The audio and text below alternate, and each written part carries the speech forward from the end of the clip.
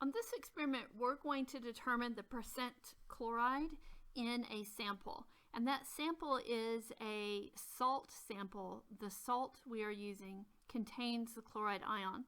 Remember, salt just means ionic compound.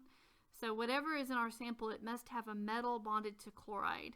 And we're going to determine what percent of that mass is due to the chloride. Before we get going on going through the notes, I'm going to show you some setup for this experiment because it's a little tricky to wrap your head around. First, I'm going to talk about the equipment and what it's used for. This flask is going to have our chloride sample, and we're going to put it in there. It's a white powder, but we're going to add water and dissolve it. And so it would be clear, colorless. It's clear, colorless. But then we also add some chromate ions, and chromate ions are yellow, and those are going to serve as our indicator to know when our reaction is complete. Okay, so that's the flask. This piece of equipment is a burette. A burette, it actually has an opened end up here. It has a stopcock, which is a valve you can turn to let the liquid flow out.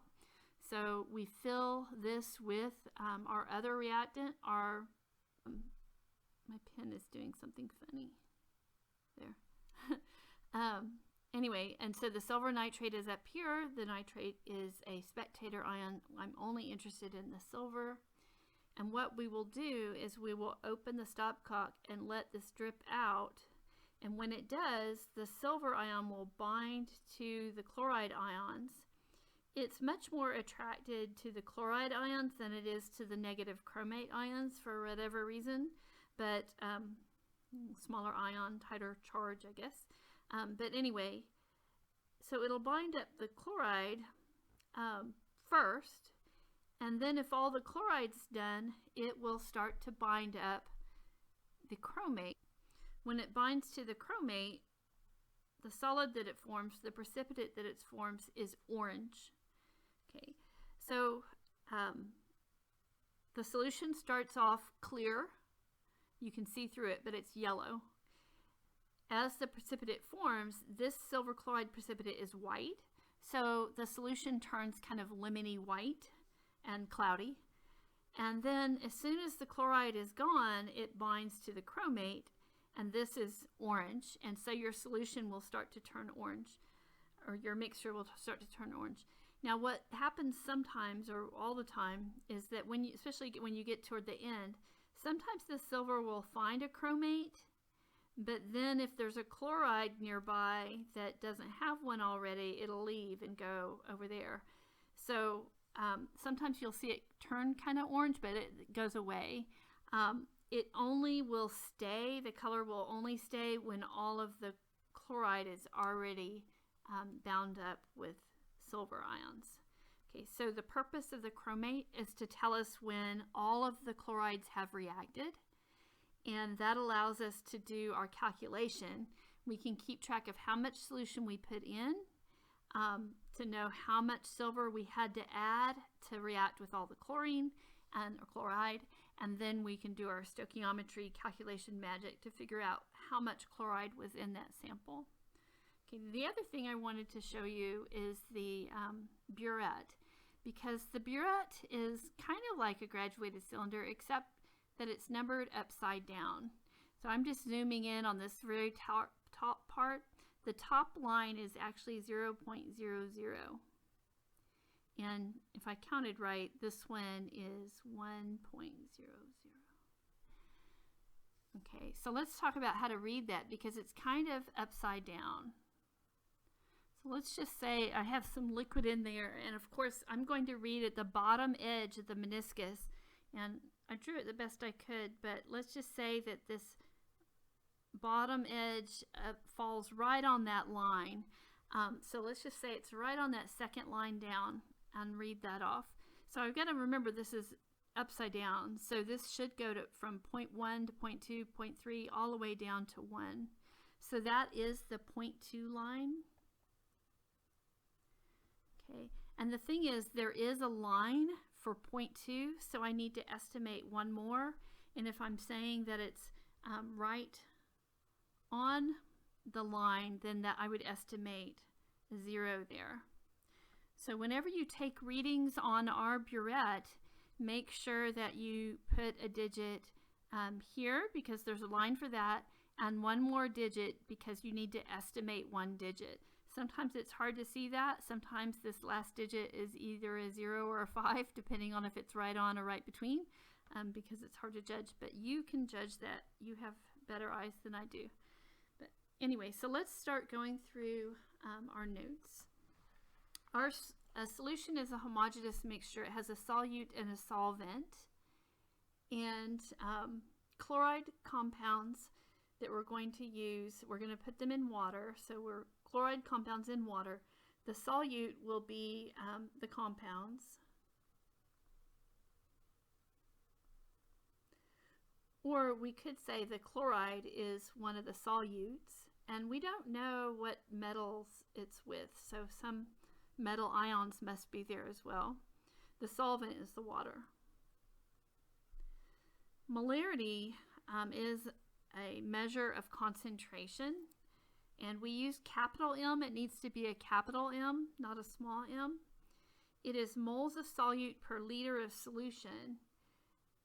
And so for this, we would read this 0.23 molar silver nitrate. That means 0.23 moles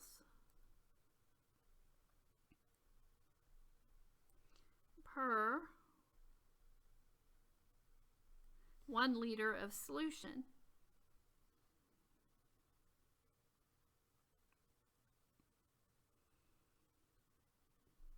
Go through these definitions. So titration is the method that we're using. In ours, we're determining the amount of the chloride by carefully adding an amount of the silver until the reaction is just complete. The silver plus chloride reaction is just complete. In other words, neither one is an excess reagent. The equivalence point is where we do have stoichiometric amounts. We use an indicator to estimate where that is. Our indicator is the chromate that we use down here. And it gives us a color change to estimate where the equivalence point is reached.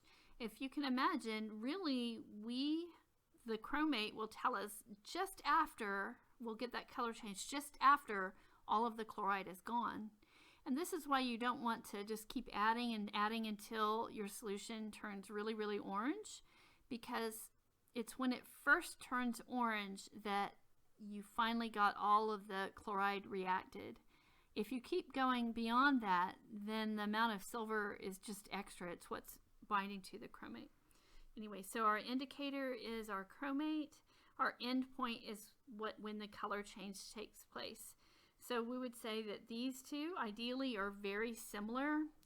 They're the amount of silver that we use. And if we judge our color change carefully, they will be very close to the same. One last definition, and that is burette. A burette is that tube that's kind of like a graduated cylinder. Some people spell it like this, and that's the way I learned to, but either way, it's fine. It's a burette. It's expensive. So we're going to be very careful with those. This is our main reaction. Our main reaction involves the silver nitrate that we put in the burette. And remember, we don't know what the metal is that's with the chloride, but that is what's in our sample that we're going to have dissolved in water in our flask. Note that this one is a precipitate, and we will see that. This one, of course, is water soluble because whatever metal that is, it's combined with nitrate, so we know it has to be water soluble. So what are the spectator ions?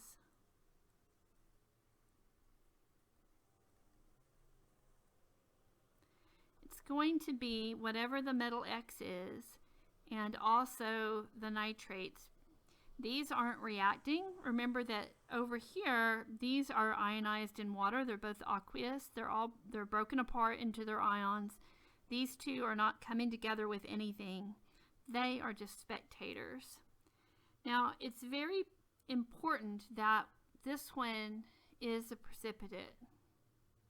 It's very important that we have a precipitate, because how would this reaction be different if silver chloride were water soluble?